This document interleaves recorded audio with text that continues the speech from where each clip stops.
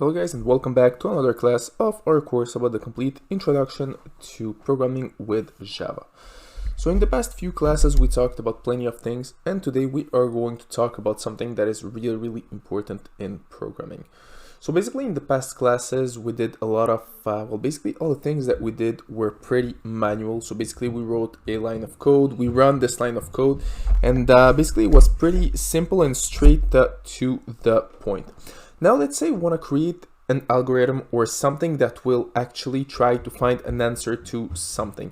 I don't know, for example, I want to try, I have an operation and I want to try my variable.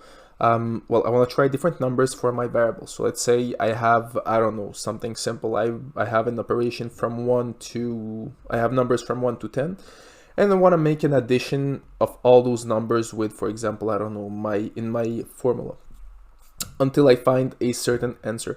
So basically it's possible to do, and the way that we are going to do it is with loops. So basically there are two types of loops and one variant that exists. Those are the most important. And the variant, we're not gonna really talk about it, but we're going to talk about the two type of loops. So pretty simple. The first type of loop that we are going to talk about will be the for loop. And basically to understand it, well, how exactly we can see it first of all.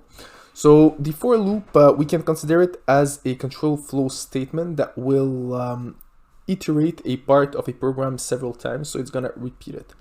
So if we know the number of possible, well, here there is a mistake. So if we know the number of possible iterations, the for loop will be used. So just don't mind what is written here. So basically how exactly it works. So pretty simple.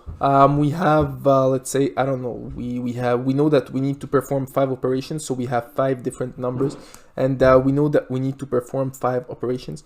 So basically pretty simple. We are going to perform those 5 operations back to back. And this is basically what exactly it's used for. So the way it's written, well, it's written this way. So there are 3 statements. So pretty simple. The first statement, well, basically it sets a variable before the loop starts. So basically in this case, it's I equals to 0. So it's gonna start at 0.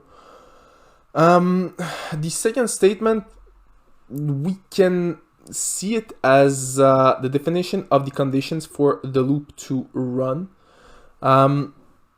So if the condition is true, the loop will start over and over, and if, for example, it's not true, so if it's false, it's gonna just end. And I++, which is the last element right here, means that we'll increase a value. So each time that we are running this code, the loop increased will be executed. So basically this is what this line of code means. So pretty simple. Let's say we start with I equals, well, in this case, what's gonna happen if we run this code? It will simply generate numbers from 1 to 9 because we want a number that is less than 10. So it's gonna start from 0. So the first number will be 0, and the code will be executed until it reaches 10, and 10 is not greater than 10. 10 is equal to 10. So it will run all the numbers from 0 to 10 in this case. So pretty simple. Here we have our first statement. So basically it's 0, and then it will execute until it reaches the limit of 10. So we know that we have basically 10 executions in this case.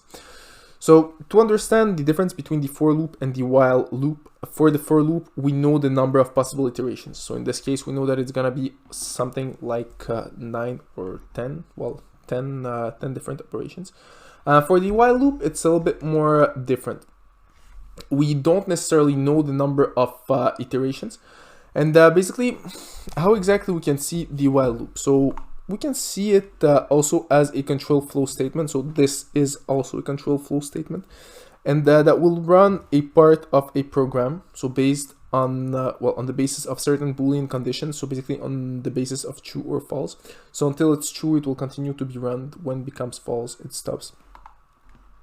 Is used when the number of iterations is unknown or not fixed. So pretty important to understand when we want to run a code that doesn't have a number of iteration that is not fixed, we are going to basically use the while loop.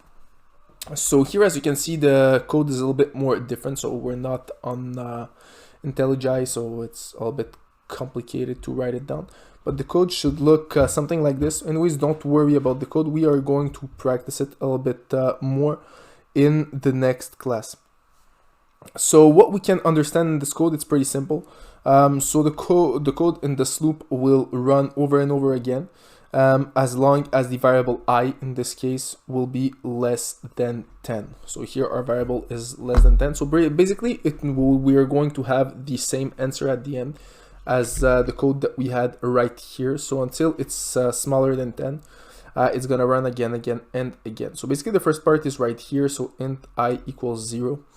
Then while I is less than 0, the code will run again, and again. And basically what's gonna happen is that each time, for each iteration, it will be +1. So each time it will be grown by 1. So we're going to try 0, then 1, 2, 3, 4, 5, until 9. So all those numbers will appear inside of our terminal. So as I said, there is a variation of the while loop, and it's called the do while loop. So I don't have examples for that one because, once again, I don't necessarily want to go too much in depth. It's a little bit more complicated. Well, it works, but it's a little bit more complicated. So I want to start with those two at first. But basically, the while loop is a variant of the while loop. So it will basically execute the code once before checking if the condition is true. Then it will repeat it as long as the loop, as long as the conditions inside of the loop are true. So pretty much, as you can see, the main goal of the loops inside of Java or any other programming language is pretty simple, is really to repeat certain lines of code until they are not true, they become false. And basically it can be really useful for mathematical problems or other algorithmic problems. Well, basically, if you guys want to create algorithms for machine learning or other different things. So basically, if you want to find out a certain answer, loops are pretty important. But the codes that we saw in those two classes are really simple. So in the next few classes, we're going to practice it to be able to understand it a little bit more. So that's it for this class, guys, and see you all in our next class.